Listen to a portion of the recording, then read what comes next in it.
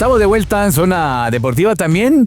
A la gente que nos acompaña en las diversas redes sociales del programa. Hoy pues tenemos una entrevista muy especial. Hace mucho tiempo que yo quería entrevistar al profe Mario Escobar Toca, pues porque ha tenido una carrera realmente muy exitosa y ya bastante longeva en el arbitraje nacional e internacional. Así que de eso y muchas cosas vamos a platicar con el profe. Bienvenido, profe. ¿Cómo está?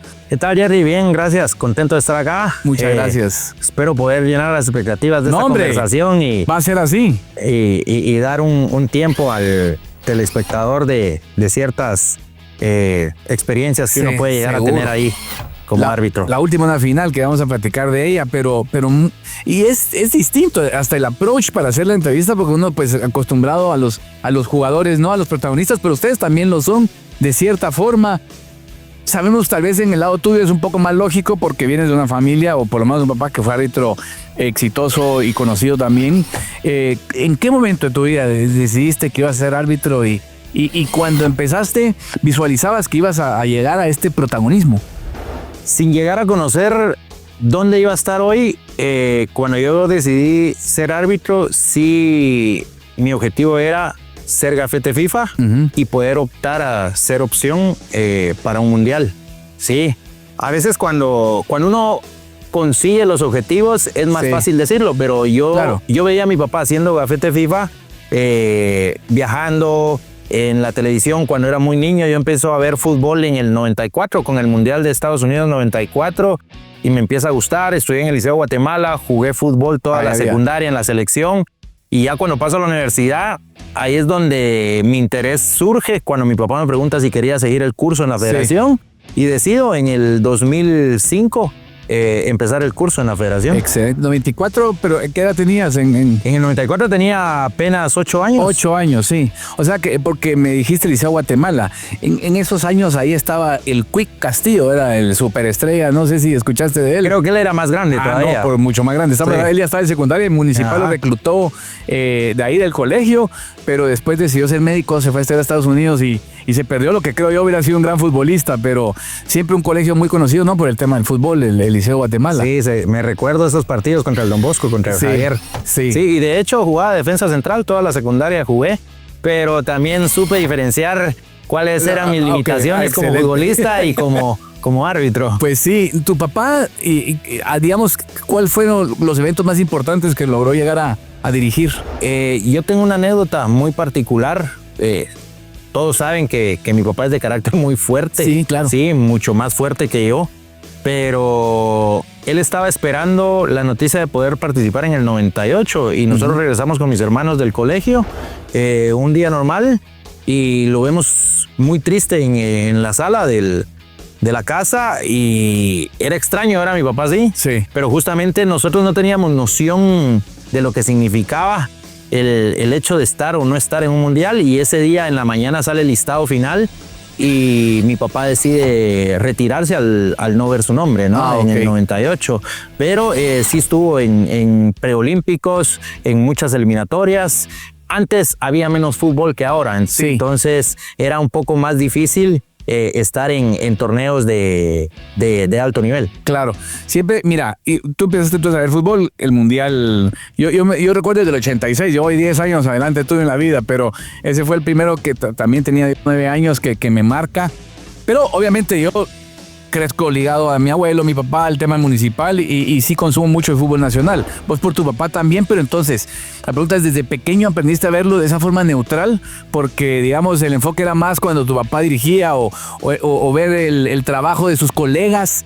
Y entonces no, porque siempre han habido rumores que algunos árbitros, creo que lo decían, Hugo Castillo tenía como feeling con los rojos, yo creo que los López con los cremas, pero además son rumores, ¿verdad?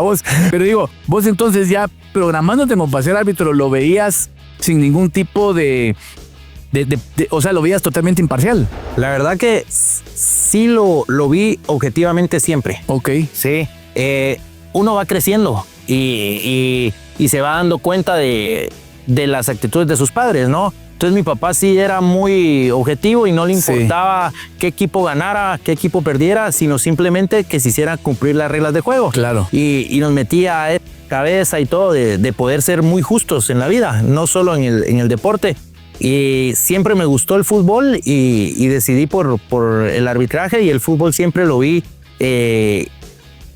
muy objetivo, y por eso estoy de acuerdo hoy con el VAR. Claro. Porque se hace justicia, Claro. y al final de cuentas algunos han dicho que pierde esencia, pero termina siendo justo en función a las interpretaciones que le querramos dar a las reglas de juego, ¿verdad? Exactamente. Porque los aficionados hacia un equipo van a decir, cuando se corrige una situación en el VAR que es en contra, no van a estar como que muy de acuerdo, ¿verdad? Pero cuando es a favor, dirán, claro, hoy nos tocó. Sí.